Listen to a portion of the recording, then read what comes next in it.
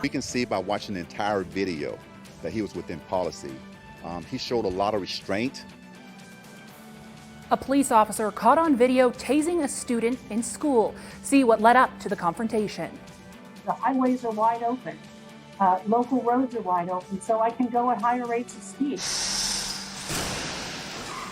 A disturbing trend, more teens dying on our roads. A look at the problem.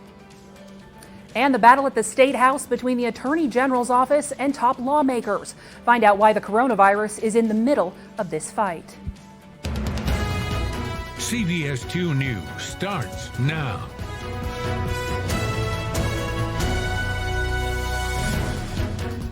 Good afternoon. Thank you for choosing CBS 2 News. I'm Sarah Jacobson, filling in for Natalie Hurst. Brent Hunsaker is on assignment. Well, as the legislative week ends, an opinion from the Idaho Attorney General's office suggesting Republican lawmakers may be out of bounds legally in a power struggle with the governor's office over COVID-related emergency orders. CBS 2's Scott Logan has the story.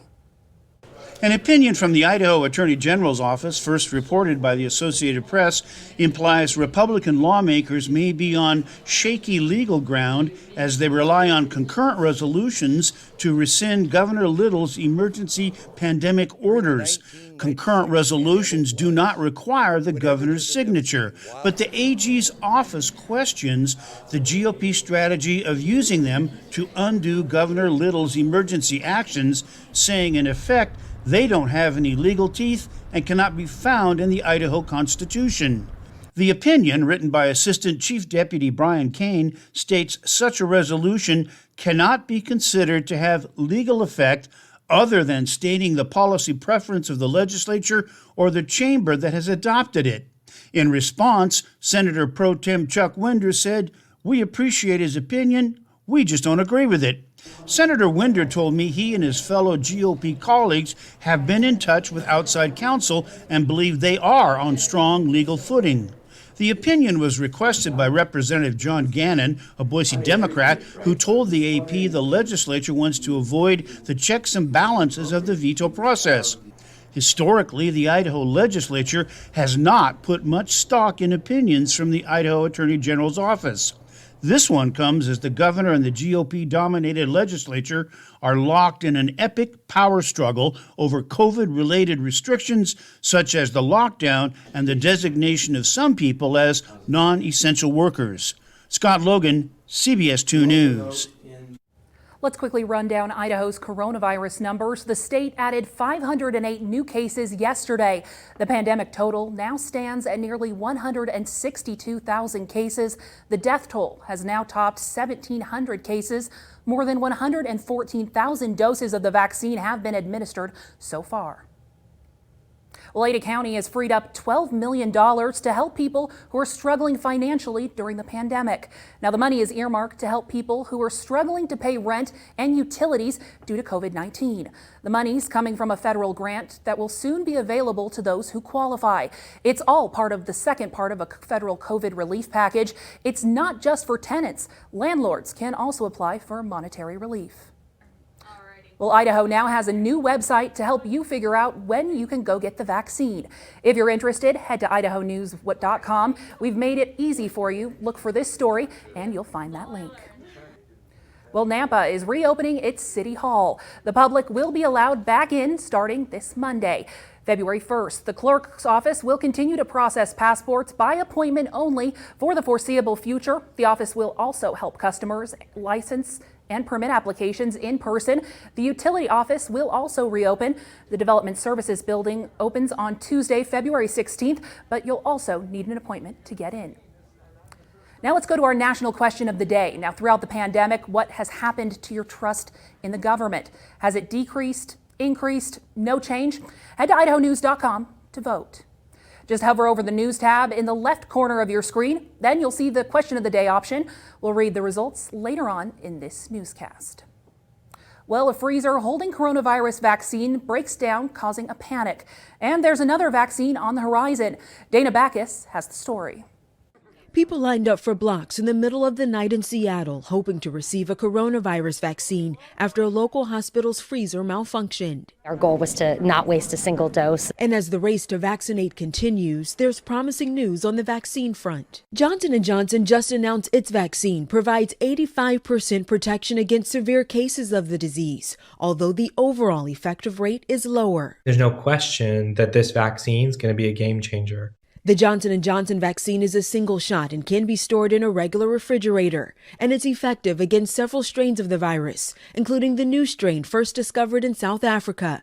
That strain now detected in the U.S. in 2 people from South Carolina. There is no known travel history, and there is no known connection between the 2 cases. One study indicates 2/3 of recent cases in California can be traced to one of the variants. There's a lot of virus circulating in the community. There will be the evolution of mutants because that's what viruses do. But things are looking up in California. Hospitalizations and ICU admissions continue to decline. The numbers have fallen enough that California is easing up on restrictions. Starting today, outdoor dining with limited capacity is allowed again here in Los Angeles. Indoor dining with 25% capacity returns to New York on Valentine's Day.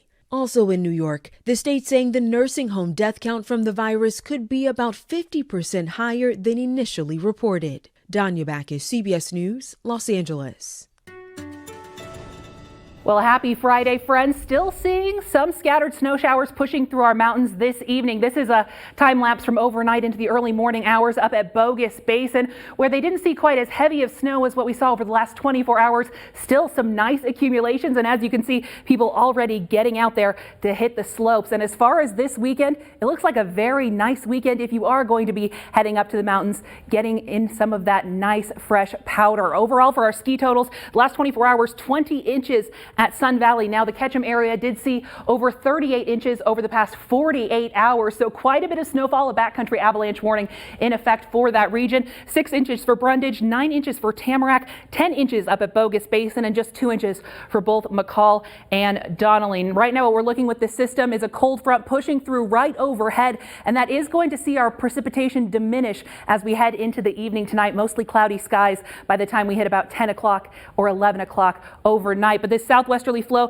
that's what kept us warm and is continuing to keep us warm, not getting us down to those snow levels where it would hit valley floors. So just rain for the Treasure Valley. Our snow level sitting at 4,000 feet. That rain snow mix level between 4,000 and 4,500 feet, seeing heavier snow above that 6,000 foot mark. But overall, we still are seeing that cold front pushing through the region. And as that moves through, it is going to cause breezy conditions, especially for our friends down in the Twin Falls area. This is the low pressure overhead right now, and you can see that cold front continuing to push through the west. But overall, we are going to see that system push out tonight, and we are looking at a very nice weekend on tap. Some more sunshine finally peeking out. But overnight tonight, again, it will be cold, about 6 degrees colder than what we experienced last night. Overnight lows 32 degrees, mostly cloudy skies. And on Saturday, more sunshine is moving in, as well as a nice little warm up, 47 for the daytime high. By the time we hit Sunday at 51 degrees, a little bit more sunshine, but our next weather maker is pushing in early next week. We'll talk a little bit about that and what we can expect over your weekend in just a few minutes.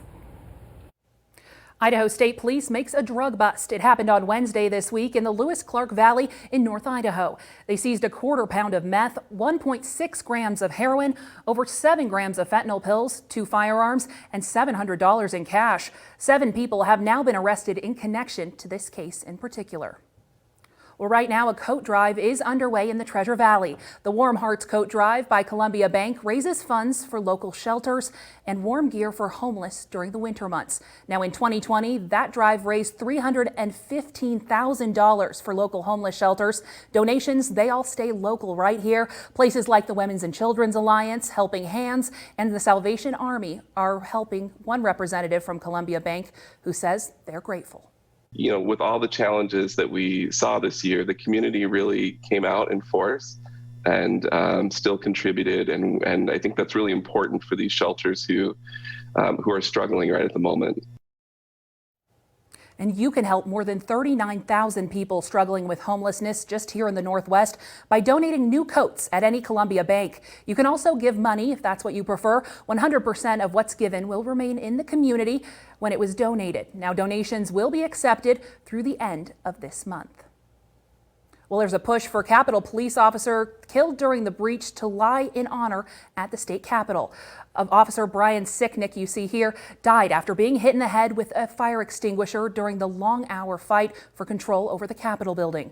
A congressman and senator from both South Carolina, they're both Republicans as well, introduced a bill Thursday to let him lie in honor before his burial at Arlington National Cemetery. Now, if passed by unanimous consent, a plaque would be placed in the Capitol in memorial of Sicknick. It would also allow the House Sergeant at Arms to pay for Sicknick's funeral services. Lying in the state, it's usually reserved for leaders of the American government. Well, a deadly leak at a Georgia plant now under investigation. 6 people were killed, a dozen more sickened. It happened at a food processing plant in Gainesville.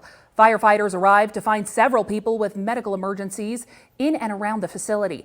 5 employees died at the scene, a 6th at the hospital. At least 130 people were taken from the plant to a nearby church to be evaluated. Loved ones rushed to the scene to find out if their family members were okay. We're just praying he's okay. He's just one of the ones that's injured, and they just haven't gotten his information to let us know he's okay. But we also know that that could not be the case. And sadly, that woman's uncle died. Liquid nitrogen, it's used for refrigeration, and when airborne, it's an odorless gas that can displace oxygen. It causes a loss of consciousness and then eventually death. It's not worth saving a few minutes on a trip and adding that increase in risk of a possible injury, or the fact that you could even avoid the crash altogether. Coming up on CBS 2 News, teens dying behind the wheel, a look at the troubling trend. The point isn't that whether or not it was allowed to be used against her, but should it have been used against her? A school resource officer draws his taser and fires it at a girl in school. See the video and get reaction from officials. I'm James Rosen with a look at the controversy surrounding one of the nation's most powerful governors and how the pandemic is shaping the public's already low levels of trust in elected officials and institutions.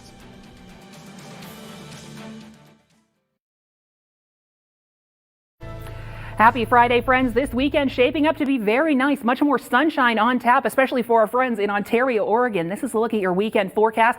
On Saturday, a mix of sun and clouds. Sunshine by the time we hit the evening. 48 for the daytime high. On Sunday, mostly sunny skies. It will be a little breezy as we usher in our next weather maker, however. 49 for the daytime high. And on Monday is when we're expecting to start to see some rain showers pushing in the afternoon hours. A daytime high of 48 degrees. And you can always find your full weather forecast no matter where you are. Head to idahonews.com/weather. A group called Patriot Front marched to the National Mall today. They were wearing small shields carrying American flags you see there. The group has chapters across the country. The Southern Poverty Law Center considers the group a racist organization. Very few politicians or public institutions are finding their reputations enhanced as a result of their efforts to combat the coronavirus. To the contrary, as Sinclair national correspondent James Rosen reports tonight, even some of those who once appeared as heroes of the outbreak face a much different political landscape now. Yeah, we have a problem. Yes, we will deal with it. Remember the early days of the coronavirus when New York Governor Andrew Cuomo was hailed for his command of the crisis? I heard, though, that you had a crush on our boyfriend, Andrew Cuomo. Dude, everyone does, right? I think he's fantastic. I mean, I'm so turned on by him. I'm so turned on by the leadership. Rolling Stone applauded Cuomo's take charge style, and the governor published a book of leadership lessons. And when we vote tomorrow, you'll vote for Andrew Cuomo for leadership, Governor Cuomo. Now, New York State Attorney General Letitia James, a political ally, has determined the number of COVID-19 deaths in the Empire State's nursing homes was nearly 50% higher than reported because the state did not tally nursing home residents who died in hospitals. Critics claim Governor Cuomo sought to conceal the effects of his order in March, which effectively forced nursing homes to admit COVID-19 patients. The State Department of Health followed federal guidance. So if you think there was a mistake, then go talk to the federal government. It's not about pointing fingers of blame. President Trump's electoral defeat is widely attributed to his handling of the virus, but House Speaker Nancy Pelosi has also faced criticism for her maskless visit to a shuttered hair salon. It just shows that they're not taking the rules themselves seriously. And if they're not going to take the rules seriously, why should anybody else? Experts said the pandemic has further eroded the public's low level of trust in officials and global institutions. The public trust in 28 countries declined, and much of it because of the COVID-19, because of the misinformation, and because of the lack of trust in leadership. A survey by Pew Research finds 28% of Americans saying the pandemic has strengthened their religious faith. That compares to 10% in Great Britain saying the same, and a mere 5% in Japan. Outside the nation's capital, James Rosen. Well, we saw a little bit more moisture today with rain in the Treasure Valley. We are seeing that moisture pushing to the east. This cold front earlier today continuing to sweep through, and we will start to just see mostly cloudy skies, that moisture moving east by about 9 to 10 o'clock tonight. But I wanted to bring to your attention the holidays, because if you can believe it, next Monday is officially the start to February, the second month of 2021. Valentine's Day, 16 days away. My favorite, though, spring just 50 days away, but who's counting? 65 days until Easter Sunday. So make sure you get that on your calendar, because it is going quick, my friends. Overall, a look outside tonight. We are seeing some of that snow showers, some of those snow showers that we saw overnight tonight in the early morning hours. Again, beginning to move off to the east with this low pressure center. Mostly cloudy skies expected overnight tonight. Some high pressure building in behind that, making a pretty nice weekend overall on tap. But an advisory still in effect through 5 o'clock. A winter storm warning through Friday. Heavy snow at times. Again, if you're traveling over in the Sun Valley area, you can still expect some of those scattered snow showers through about 5 o'clock. Again, that is tapering off as that low pushes east. The backcountry avalanche warning until 6 a.m. Saturday. Again, heavy snow and strong winds makes for a weak snowpack and, of course, avalanche behavior possible. But tonight, still looking at a chance of seeing those scatter showers pushing through the I-84 corridor. We dry out on Saturday, Sunday, as well as Monday. Our next weather maker pushing in on Tuesday with a chance of rain showers once again for the Treasure Valley. It looks like we might see a little bit heavier snow heading for our mountains once again, but the Treasure Valley really not seeing that payoff. We saw less than 1/4 of an inch, even with that resurgence of moisture this morning. So as we head into your weekend, isolated mountain snow showers. So if you want to get up and enjoy some of that powder we saw over the past 72 hours, and it is beautiful up there, make sure you keep that in mind. Still about 1 inch or 2 inches possible throughout today, but again, overnight into tomorrow, just light accumulations expected. We are drying out and warming up Saturday with some weekend sunshine on tap, so get out and enjoy it. Expected to be a beautiful weekend, but as one storm moves out, another one expected to make its way in. Monday for the mountains, early Tuesday for us here in the Treasure Valley. So here's a look at your snow forecast, still with that winter storm watch in advisory. Overall, we are looking at less than 1 inch for the McCall area.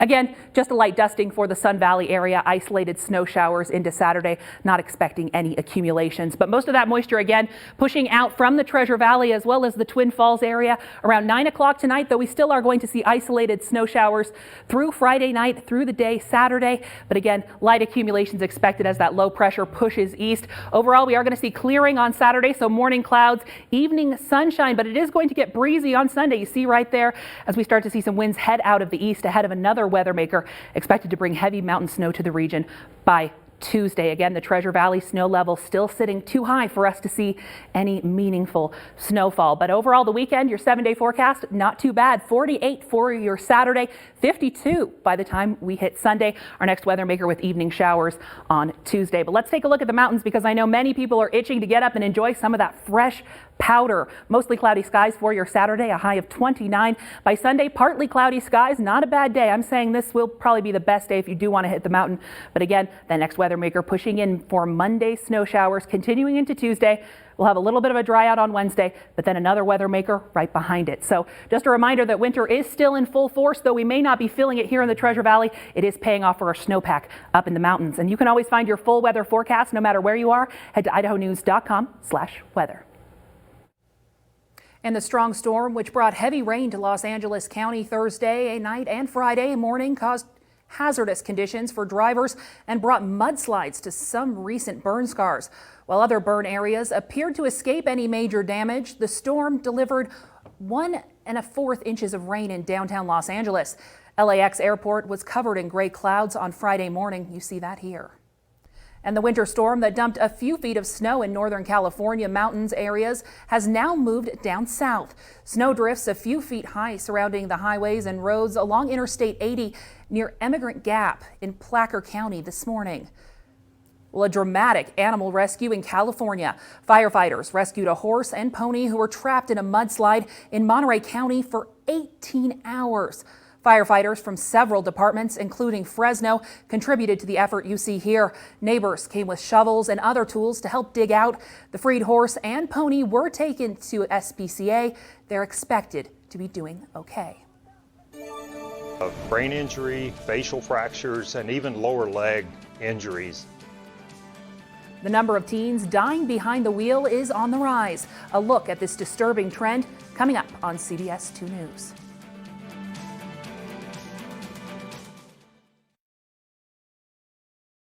There are less drivers on the road, but that hasn't stopped deadly accidents. In fact, they're increasing.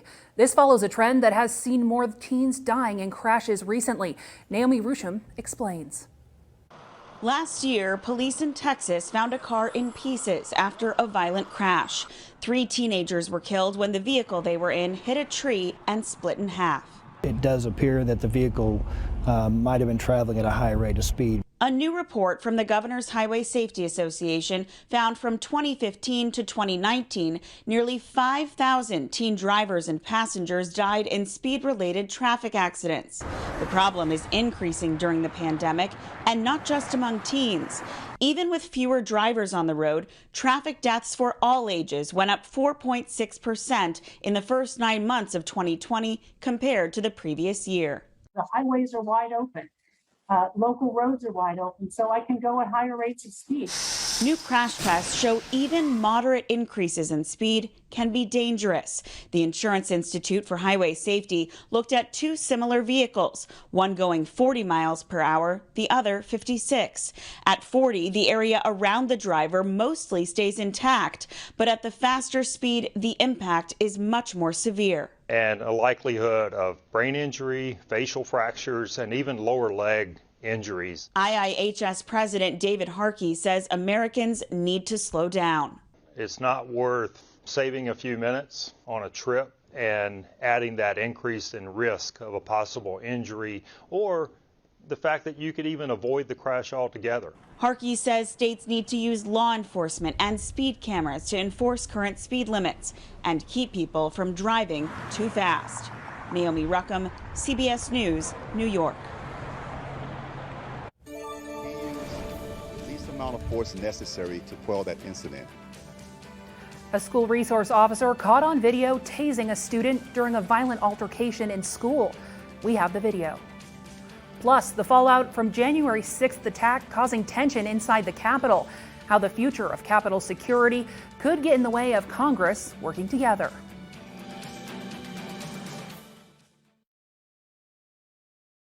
In Washington, about how to protect the U.S. Capitol following the deadly attack on January 6th. The acting head of Capitol Police now recommending a permanent fence around the Capitol building. National correspondent Atra El-Nashar explains why the issue of security is adding to partisan gridlock in Congress. The January 6th attack on the Capitol still casting a shadow over Washington. Lawmakers navigating how to proceed with security measures and with each other. The enemy is within the House of Representatives. My colleagues have whipped themselves into a state of fear and paranoia. A growing sense of mistrust between colleagues, metal detectors installed outside the House floor. The Congress is just like any other workplace. We need to have some basic workplace standards. Some Republican House members openly defied the new measures, saying they felt insulted or their rights were violated. But others insist they don't feel entirely safe in or outside the Capitol. A bipartisan group of 32 House members is now asking House leadership for more security resources as they say they're being personally threatened and that these threats are part of a trend from the past few years of there being a massive increase of violent threats against members of Congress. National Guard troops from several states still being sent to Washington. The Republican House delegation of Michigan asking House leadership for an explanation. Congressman Bill Huizenga signed the letter and tells Sinclair, whether it is a discussion on fencing, barriers, or National Guard deployments, there needs to be a justification for these actions. For a moment on Thursday, it seemed political foes, Senator Ted Cruz and Congresswoman Alexandria Ocasio-Cortez, found common ground on the GameStop Robin Hood controversy. That brief moment of unity gone with a single tweet from Ocasio-Cortez, quote, "You almost had me murdered 3 weeks ago, so you can sit this one out." Republican Congressman Peter Meyer of Michigan sums up how he feels about the tension on Capitol Hill. It's depressing, and it's a sad reflection on where we are as a country today. While lawmakers adapt to a post-January 6th Washington, law enforcement and defense officials consider if permanent security measures are necessary, including a fence and armed troops. On Capitol Hill, I'm Atrel Nashar. And let's take a look at some of our consumer news. Consumers slowed spending in December. That's according to the Commerce Department. Spending fell 0.2% as households cut back for the second month in a row amid worries about the economy. Meanwhile, of Americans who are working, incomes rose 0.6%. And when's the last time you popped some bubbly? Champagne, a symbol for celebration. The pandemic seems to have given us less reasons to do that. One industry group estimates that champagne sales took a hit worldwide. Champagne sales fell as much as $1.2 billion just last year. Producers blame the closures of restaurants and bars, as well as the cancellation of parties and, of course, big events. A new lawsuit claims there's no tuna in Subway's tuna sandwiches. 2 California residents said they were tricked into buying something that lacked the ingredients they thought they were getting. In the complaint, they say tuna is a mixture of various concoctions that have been blended together to imitate tuna's appearance. Subway has not commented. And we have a new post as well. A new video posted on social media raising some eyebrows. It shows a school resource officer tasing a female high school student. Now, according to law enforcement, it happened after the deputy tried to break up a fight between 2 students and a 15-year-old girl became aggressive towards him. The video of the girl who was tased is blurred, as you see right here, because she has not been charged, as well as to protect the identity of other students. Marley Martinez has more on this story. A high school cafeteria descending into chaos. School resource officer Deputy Billy Brown tasing this 15-year-old girl at Eustis High School. This moment drawing a lot of attention online. The Lake County Sheriff's Office speaking out about their deputy. We can see by watching the entire video that he was within policy. He showed a lot of restraint. Here's what investigators say happened before the deputy pulled out his taser. This deputy was struck over 18 times total between being on the floor and when he was standing up. Sheriff spokesman Sergeant Fred Jones says the SRO went to the cafeteria after the girl got into a fight with another student. He says the deputy was trying to break up the scuffle when the student turned her aggression toward him. He used the least amount of force necessary to quell that incident. This is the second situation between an SRO and a student of color in Central Florida this week. On Tuesday, this video surfacing in Osceola County of a deputy body slamming a teenage girl. State Representative Carlos Guillermo Smith calling for action. I guess I was just shocked and also saddened that this is becoming such commonplace in our public schools, that we're seeing use of force by school resource officers, especially against students of color. Smith co-sponsored legislation last year calling for specific de-escalation training for juveniles, for SROs, and implicit bias training, but the bill died in Congress. The point isn't that whether or not it was allowed to be used against her, but should it have been used against her? But Sergeant Jones says he personally trained this deputy and says this was not caused by bias. As one of the overseers, I would say, of this agency, being a sergeant over internal affairs, we won't allow that to happen here. If it happens, if it does happen, because we do hire from that same pot of people called humans, if it does happen, those people will not be working here anymore. In Lake County, Marley Martinez, WESH 2 News. An assistant state attorney says the deputy followed the law. The teen could actually be the one facing charges. She will likely be charged with resisting and battery of a law enforcement officer. Coming up on CBS 2 News, why Congress is getting involved with that chaotic scene on Wall Street and what it means for the average investor.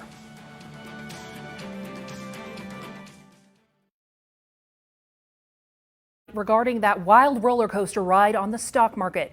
Now this week, the SEC Securities and Exchange Commission says it'll investigate why some online trading companies blocked buyers from certain stocks like GameStop, AMC movie theaters, and BlackBerry after they skyrocketed to dizzying heights. And it's not just the SEC involved, it's also Congress. Sinclair's chief political correspondent Scott Thuman with the calls from the Capitol to really dig into what's going on with Wall Street. Growing concerns and confusion Friday at the White House over Wall Street. Did you discuss GameStop? Did you discuss GameStop? Around the world, plenty are, trying to determine not only how an internet forum on Reddit choreographed a massive boost in stock prices for the video game chain and other somewhat struggling companies, and just as curious, why some stock buying platforms like Robinhood suddenly blocked customers from acquiring certain stocks and options. Now Congress getting involved. The whole point of having a stock market is so that people across this country, around the world, can invest in businesses. Instead, what has happened is it's turned into a casino. To have a healthy stock market, you gotta have a cop on the beat. She says that should be the government's Securities and Exchange Commission, but claims it lacks the teeth or desire to stop bad actors. Lawmakers calling for hearings, also critical of the response from Robinhood's CEO. You know, we had to make a very difficult decision to protect our customers and our firm. Skeptics wonder if instead Robinhood and other trading sites stopped buyers from joining the so-called revolution to protect the massive hedge fund groups losing billions. The whole thing stinks. This whole thing needs to be looked into. And one thing that's going to come out of this scandal is reform of Wall Street, which many argue had control over Congress, the new chairman saying no more. The days of Wall Street exercising authority and power over the Senate Banking and Housing Committee are over. Gary Gensler is President Biden's pick to run the SEC. He could determine the level of oversight for companies like Robinhood, though no hearing has been scheduled yet for his confirmation. In Washington, I'm Scott Thuman. Still to come on CBS 2 News at 4. See how fans are getting ready for the Super Bowl. We'll take you to the Super Bowl experience. With data caps, you get a certain amount of data with your monthly plan. If you exceed that amount, then you could get hit with overage charges, or you might find that your download speeds are slowing down. Cable prices going up again. Find out what could be popping up on your monthly bill. And now to your prime time lineup. It is Aloha Friday at 7 o'clock MacGyver, 8 o'clock Magnum PI, and 10 o'clock. Join us back here for CBS 2 News at 10 o'clock.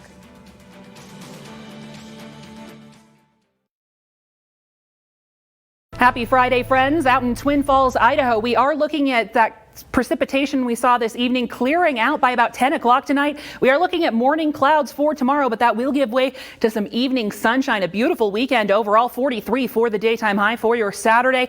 On Sunday, looking at sunshine and not expecting even a cloud in sight. Breezy conditions, however, as we usher in our next weather maker in through the Pacific, a high of 45 degrees. And by Monday, still hanging on to that sunshine for our friends in the Magic Valley, a daytime high of 46 degrees. And you can always find your full weather forecast no matter where you are. Head to idahonews.com/weather. New year, new fees. Something to watch out for this month. Now, some companies like to implement an annual price hike on TV and internet services, and it's this time of the year. We took a look at who could be impacted and what it might mean for your family. If you subscribe to AT&T's DirecTV or UVerse, Charter Spectrum Internet, or Comcast Xfinity Cable or Internet, and you're not in a promotional or introductory offer contract, you may be seeing a higher cable or internet bill this year. It's becoming an annual thing for companies to raise prices on TV and internet service. They blame the increases on rising programming costs and faster broadband speeds. AT&T customers who have DirecTV and UVerse TV service will be seeing price hikes in January. An increase for some Charter customers with Spectrum Internet already went into effect, and Comcast Internet and cable customers will also be paying more. Comcast is boosting add-on fees as well. Broadcast TV fees are going up by as much as $4.50 a month, and there's a $2 bump to get regional sports networks. Several companies are also reinstating data caps that were suspended during the early days of the pandemic lockdown when so many people were working and going to school from home. With data caps, you get a certain amount of data with your monthly plan. If you exceed that amount, then you could get hit with overage charges, or you might find that your download speeds are slowing down. But there is one bright spot for consumers. A new law now in effect requires cable and satellite TV companies to disclose the total monthly price of your bill when you sign up. That includes all charges, fees, and estimated taxes. The law also bans those companies from charging you rental fees for equipment, like a router you provide yourself. Natalie Hurst, CBS 2 News.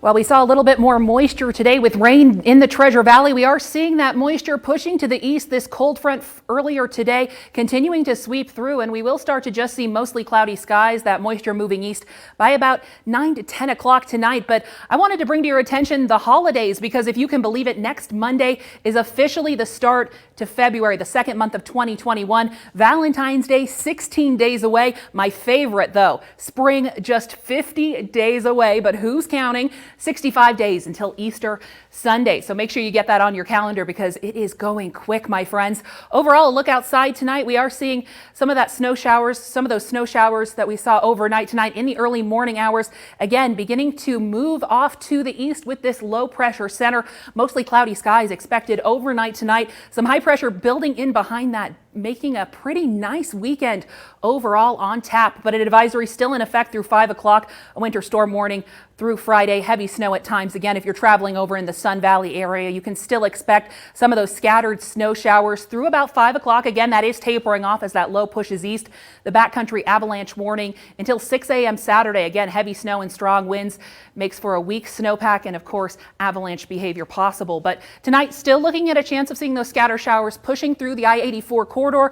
We dry out on Saturday, Sunday, as well as Monday. Our next weather maker pushing in on Tuesday with a chance of rain showers once again for the Treasure Valley. It looks like we might see a little bit heavier snow heading for our mountains once again, but the Treasure Valley really not seeing that payoff. We saw less than 1/4 of an inch, even with that resurgence of moisture this morning. So as we head into your weekend, isolated mountain snow showers. So if you want to get up and enjoy some of that powder we saw over the past 72 hours, and it is beautiful up there, make sure you keep that in mind. Still about 1 inch or 2 inches possible throughout today. But again, overnight into tomorrow, just light accumulations expected. We are drying out and warming up Saturday with some weekend sunshine on tap, so get out and enjoy it. Expected to be a beautiful weekend, but as one storm moves out, another one expected to make its way in. Monday for the mountains, early Tuesday for us here in the Treasure Valley. So here's a look at your snow forecast, still with that winter storm watch in advisory. Overall, we are looking at less than 1 inch for the McCall area.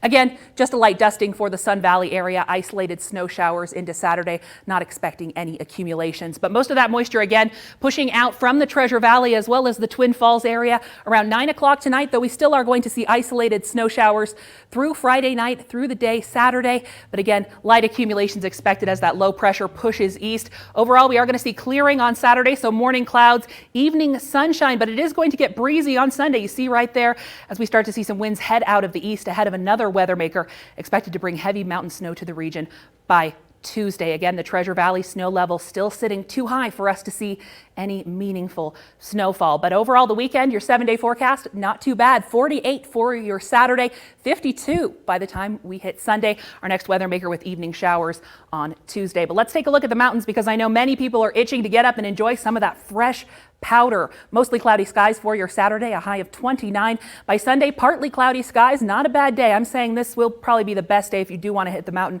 But again, the next weather maker pushing in for Monday snow showers, continuing into Tuesday. We'll have a little bit of a dry out on Wednesday, but then another weather maker right behind it. So just a reminder that winter is still in full force, though we may not be feeling it here in the Treasure Valley. It is paying off for our snowpack up in the mountains. And you can always find your full weather forecast no matter where you are. Head to idahonews.com/weather. Well, the pandemic is sparking a new interest in a type of exercise that's helped lifting people's spirits. CBS's Ian Lee explains from London. If these people look funny dancing in a park in Cairo, well, that's the point. It's called laughter yoga, and during the seriousness of the pandemic, we could all use a little of this medicine. There is a lot of depression, there is a lot of anxiety, and people feel so super stressed. So laughter is the solution to the problems we have right now. Stretching and stitches has taken on a new importance these days. With COVID restrictions, instructors around the world are moving laughter online. Odette, better known as Lady Ha Ha, teaches a class in the UK. And there's real science to back up the benefits. Doctors in California track the effects of laughter on the brain and body. Research shows it lowers blood pressure and reduces the level of stress hormones. It also helps boost the immune system. Laughter changes the biochemistry within minutes. We are swamped with endorphins and serotonin and happy maker hormones. And watching them in fits of giggles, it's kind of hard not to join in. Ian Lee, CBS News, London.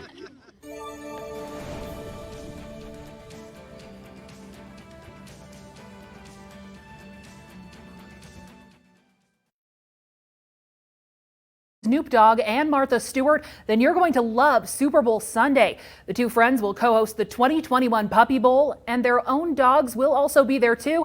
Snoop has 2 French bulldogs, too cute. Martha also has 2 French bulldogs and 2 chow chows. To pregame, the rapper and culinary icon will hold competitions to create the perfect party, snack, and Puppy Bowl themed cocktail.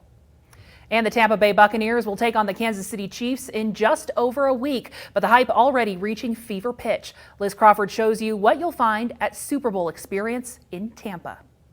From throwing to targets to kicking field goals, you get up close and personal. 30 yards is far. Man, that looks easier when you're watching from your couch. I would have had that! You can try out the 40-yard dash and vertical jump and see how you do compared to virtual NFL players. Take a walk through a museum to see 54 rings from past Super Bowls, locker room replicas, and experience a little taste of the Hall of Fame. This stuff is so cool, it's no surprise all reservations are booked. After the Bucs advanced on Sunday evening, our reservation system filled up very rapidly. We had a few more slots open up, but it was sold out. You won't get into Julian B. Lane Park unless you already have those reservations. But just up the Riverwalk, you find plenty more to do at Curtis Hickson Park. You'll need the NFL One Pass to get in, but you don't need a reservation. The NFL will keep tabs on crowds through the app.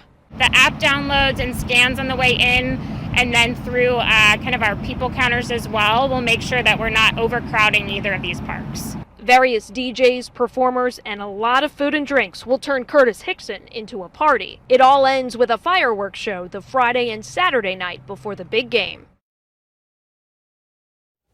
Well, the countdown is on. Well, thanks for watching CBS 2 News at 4. Our next local newscast coming up at 5:30. You can also get more local news and, of course, my weather forecast. Head over to idahonews.com and the CBS 2 mobile app. We'll see you at 5:30.